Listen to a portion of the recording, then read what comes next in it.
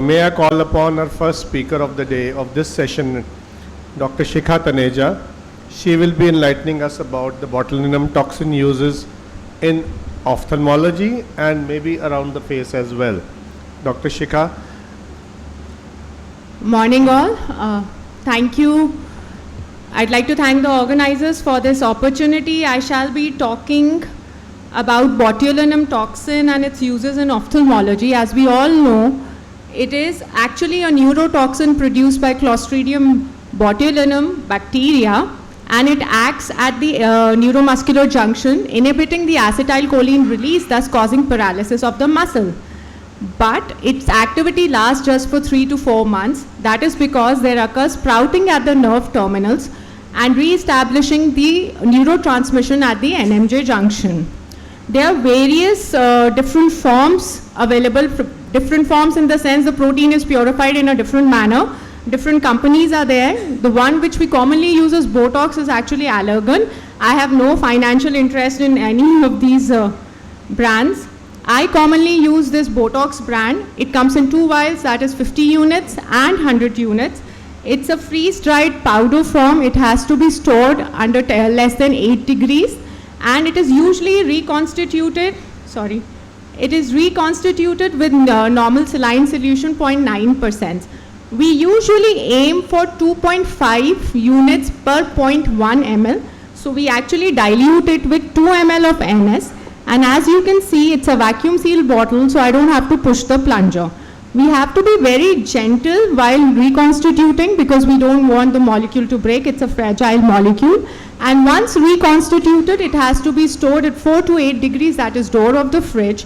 And it can be used up till 4 to 6 weeks, as studies have shown. But the company suggests up till 4 hours after reconstitution.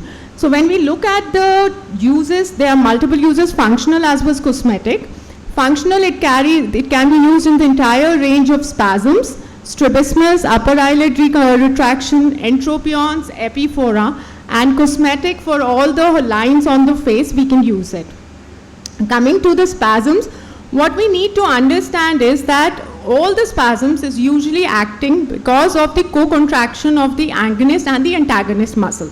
So whenever we are seeing any patient, the first step is to imagine which all muscles are actually overacting and target those muscles. So if you carefully look at this lady, this is a case of hemifacial spasm on the right side. There is definite contraction of the orbicularis muscle, and if you look carefully at the brow, the corrugators are also contracting and pulling the brow down and medially. The angle is being raised because of the zygomaticus, and one important muscle which all of us should actually target in HFS is this levator labii superioris aliqua nasi, which sorts of lifts the upper lip centrally. Apart from that, the spasm can actually spread inferiorly up till mentalis platysma. Depending on the patient, we need to target which muscles. So the first step which I do in the OPD once the patient comes to me is clean the face, then mark which all points I want to target actually. And then I anesthetize with Prolox ointment, and that's when we start with the injection. So usually 15 to 30 units of reconstituted Botox is being used, and we aim for 0.1 cc at each site, giving almost 2.5 units at each site. Now orbicularis muscle is essentially a very, very superficial muscle lying just underneath the skin. So we go flat on the eyelid. Usually I use 30 gauge needles. People also use tuberculin syringes, whichever is convenient can be used. And we aim for this bleb formation so that we know that it's actually going into the muscle belly. Next, when we come to the lateral end, try staying away from the lateral orbital rim. That is slightly lateral to the lateral orbital rim. This will decrease chances of diffusion into lateral rectus muscle, as you can see. Next, coming to the corrugator, I always try first palpate the corrugators, and then I manually keep my finger around the rim. This also manually you're inhibiting diffusion into the LPS muscle, just preventing ptosis. Its effect usually lasts Its effect usually lasts for 5 days, effect lasts for 3 to 4 months, but the peak effect is seen around 10 to 14 days, which we need to counsel our patients prior only, because otherwise you'll start getting calls next day onwards itself. A word of caution, avoid preseptal orbicularis, they are higher risk of ptosis, and also avoid extreme lateral end around the brow, because we're going to block the frontalis and causing brow ptosis in this case. Next, coming to benign essential blepharospasm, we usually use 35 to 50 units, can go up till 60 units as well. Begin with the lower dose and then gradually step up, catering to the patient's need.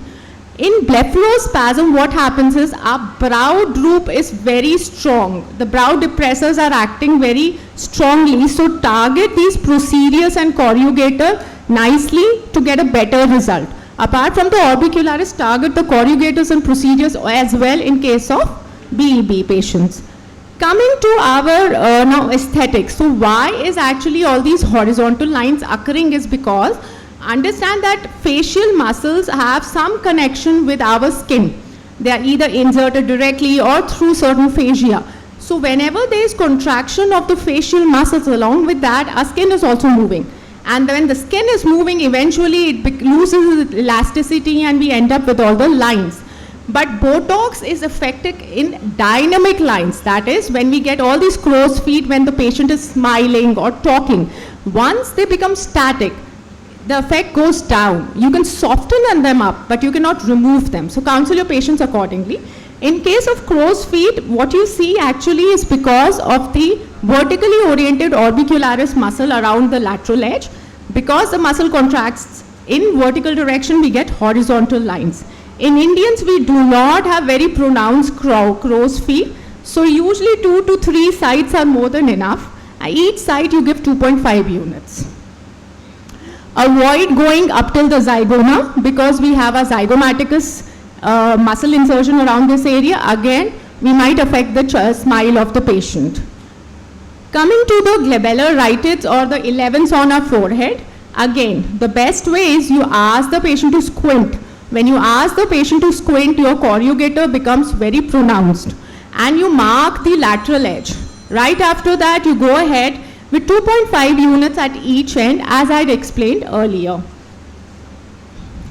Coming to the forehead rhytids, go ahead, mark the lateral and the medial edge. So that is the junction of the frontal and the temporal bone, and spread it out, fan it out. Do not concentrate the Botox just centrally, because otherwise we might end up with spoke deformity, because the lateral edge of the frontalis muscle would be pulling up the brow and you have already paralyzed the central portion. So make sure you spread it out.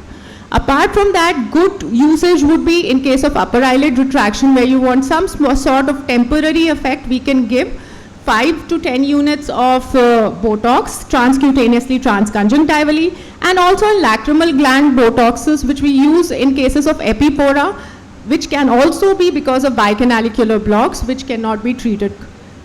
In the end, I'd like to just say that always visualize the muscle. That is the most important thing. Palpate, take your time, make videos, and then go ahead with the injections. Always record their pre and post videos. It really helps.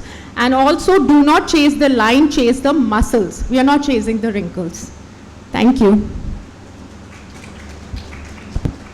Thank you, Shikha.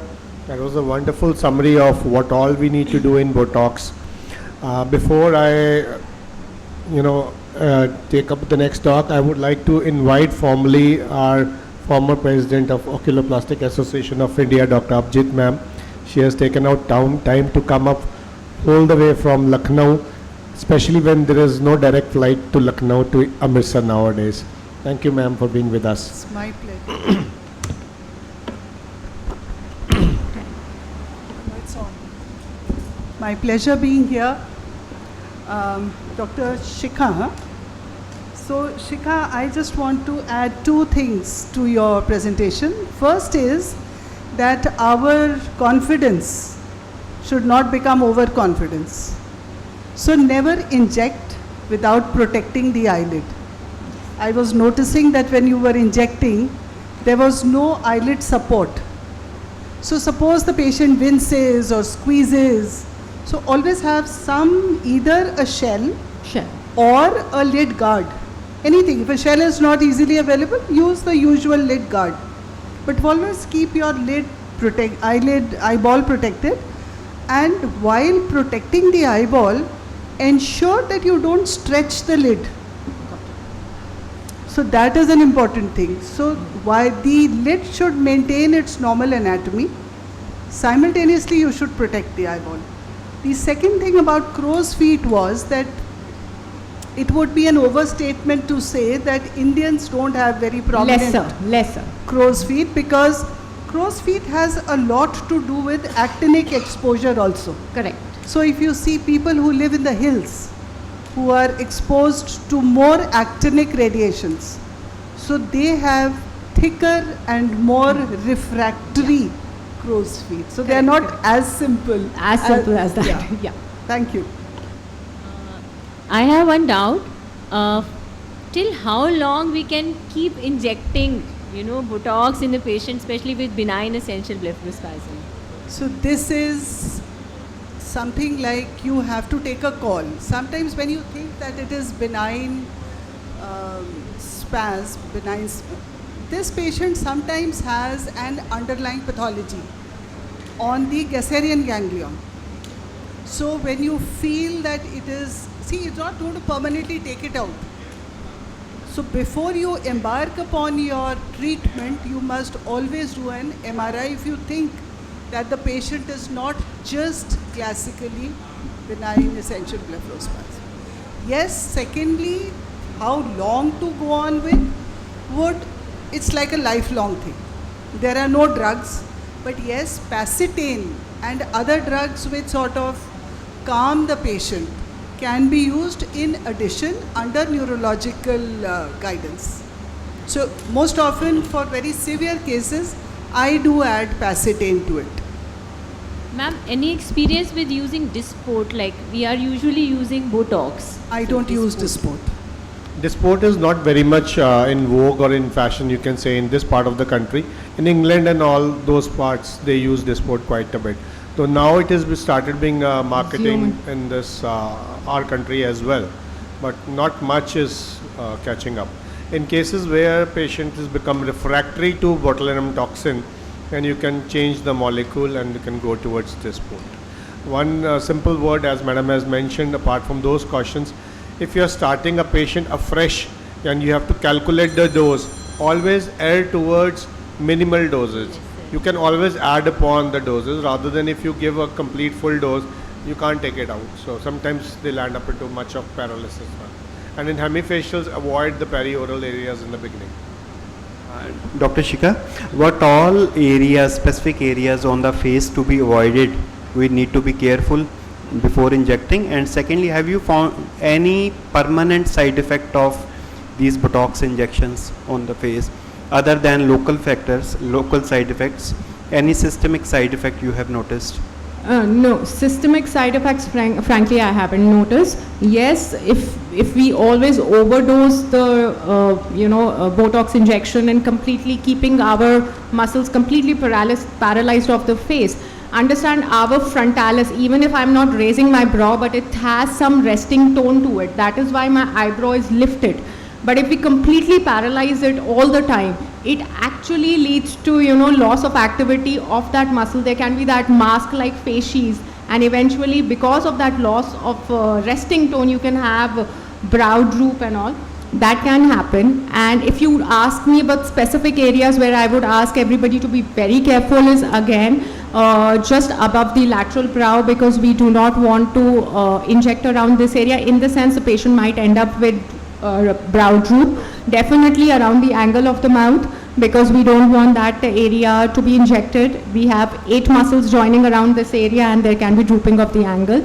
Around nasalis muscle, because then again your entire nasal vestibule will collapse, and again breathing problem can be there. And again on the zygoma, be careful. when you're injecting the zygomaticus major or minor, because it can eventually affect the smile and patient can come to you with that complaint. So these are specific areas which I would say. And of course the supraorbital, supratrochlear area, because the vascular medial edge of the area, because the vascularity is there, so just be careful around that. You don't want to end up giving patient bruises and all. Thank you, Shikha. That was a wonderful insight in botulinum toxin.